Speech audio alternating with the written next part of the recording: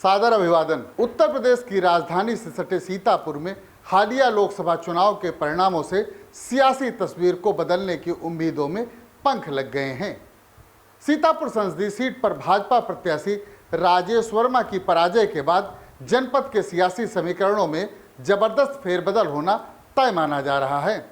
इसी के साथ ये अनुमान भी लगाया जाने लगा है कि लोकसभा चुनाव में पराजय के बाद यदि भविष्य में जनपद की सियासत में राजेश वर्मा हाशिए पर पहुंचते हैं तो इसका सबसे अधिक लाभ किसको मिलेगा और पावर सेंटर बनने के बाद उस छत्रप को किस तरह की चुनौतियों का सामना करना पड़ सकता है। लोकसभा का चुनाव परिणाम आने के बाद सीतापुर की भाजपाई सियासत में भी भारी बदलाव होना लगभग तय माना जा रहा है। आने वाले समय में भाजपा के कुछ छत्रप कमजोर होंगे तो कुछ की ताकत में इजाफा भी होगा। पिछले एक दशक के भीतर सत्तारूढ़ भाजपा के स्तंभ बनकर उभरे निवर्तमान सांसद राजेश वर्मा इस लोकसभा चुनाव में 90,000 मतों के अंतर से अपनी सीट गंवा चुके हैं। लोकसभा चुनाव में पराजय के बाद सत्तारूढ़ दल भाजपा में उनकी सियासी ताकत कमजोर होना स्वाभाविक है।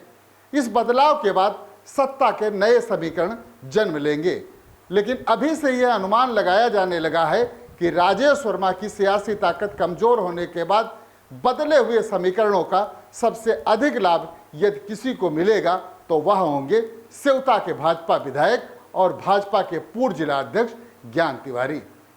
वर्ष 2014 में सत्ता पर वर्चस्व स्थापित करने के पहले भारतीय जनता पार्टी एक तरह से वनवास काल में थी। वर्ष 2007 से 2012 तक उत्तर प्रदेश में बहुजन समाज पार्टी सत्ता में थी। बसपा के सत्ता से बेदखल होने के बाद समाजवादी पार्टी ने सूबे में सरकार बनाई। इस सरकार का कार्यकाल 2012 से 2017 के बीच रहा। इस दरमियान भाजपा सत्ता का वनवास काट रही थी। आज की मजबूत भाजपा उस समय काफी कमजोर स्थिति में थी। तब उस दौर में ज्ञान तिवारी भाजपा के 2 बार जिला अध्यक्ष रहे। अपने कार्यकाल में उन्होंने भाजपा संगठन को काफी ऊर्जीकृत किया और वर्ष 2009 में सीतापुर संसदीय सीट से लोकसभा का चुनाव भी लड़ा। हालांकि लोकसभा चुनाव में उन्हें विजय की बजाय पराजय का सामना करना पड़ा।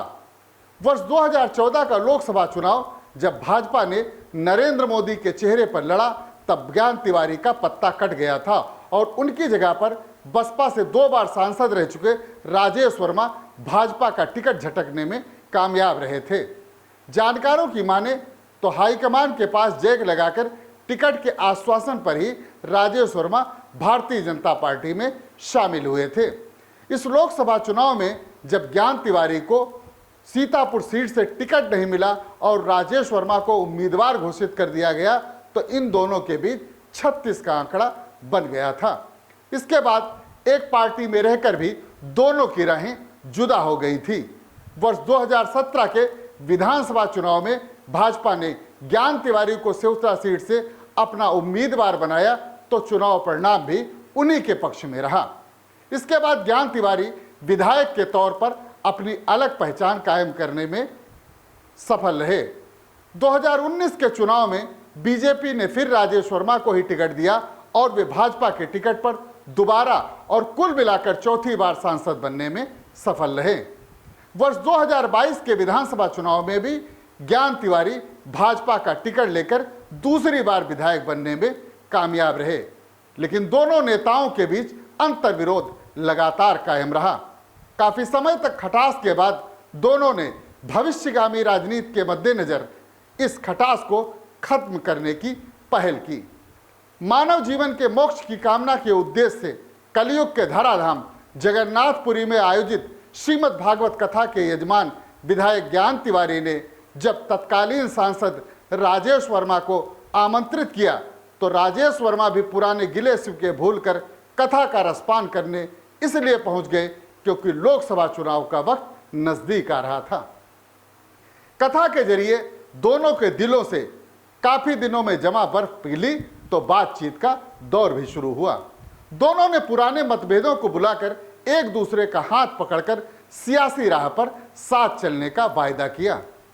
लोकसभा चुनाव करीब आने पर विधायक ज्ञान तिवारी ने अपने निर्वाचन क्षेत्र में 1.5 लाख पार से जिताने का वादा किया और वायदे के मुताबिक वो पूरी ताकत से लगे रहे। हालांकि इस बार के लोकसभा चुनाव में जो परिणाम सामने आए उसमें राजेश वर्मा को पराजय का सामना करना पड़ा। लोकसभा चुनाव के परिणाम आने के बाद जिले के सियासी समीकरणों में अब बदलाव की उम्मीदें प्रबल हो गई हैं। सत्तारूढ़ दल की सियासत में अब राजेश वर्मा का हाशिए पर पहुंचना एक तरह से तय माना जा रहा है। इसी के साथ यह कयास भी लगाए जा रहे हैं कि विधायक ज्ञान तिवारी एक बार फिर भाजपा में सबसे बड़ी ताकत बनकर उभर सकते हैं। दरअसल इस चुनाव में सीतापुर संसदीय सीट के अंतर्गत आने वाली 5 विधानसभा सीटों पर ज्ञान तिवारी के निर्वाचन क्षेत्र सेवता को छोड़कर भाजपा हर जगह पराजित हुई है। ऐसे में जीत का श्रेय भी सेवता विधानसभा क्षेत्र में विधायक ज्ञान तिवारी को मिलना लाजमी है। अब आने वाले समय में ज्ञान तिवारी लोकसभा के टिकट और आरक्षण बदलने पर जिला पंचायत अध्यक्ष पद पर अपनी या अपने परिवार के किसी व्यक्ति की दावेदारी ठोक सकते हैं। इस दावेदारी में राजेश वर्मा चाह कर भी रोड़ा अटकाने की स्थिति से बचने का प्रयास करेंगे और जहां तक संभव होगा ज्ञान तिवारी के समर्थन में ही खड़े होंगे। यह बात दीगर है कि अगर उनके लोकसभा का टिकट मिलने की कोई स्थिति बन रही होगी तो वह ज्ञान तिवारी का समर्थन भी लेने का प्रयास जरूर करेंगे। यह तो हुई लंबे समय बाद की सियासी तस्वीर, लेकिन फिलहाल जो समीकरण बनने की उम्मीद है उसमें ज्ञान तिवारी के भाजपा के छत्रप के रूप में स्थापित होने की उम्मीदों को नकारा नहीं जा सकता। यहां पर इस बात का उल्लेख करना भी जरूरी है कि इस स्थिति में पहुंचने पर उन्हें किन किन चुनौतियों का सामना करना पड़ सकता है।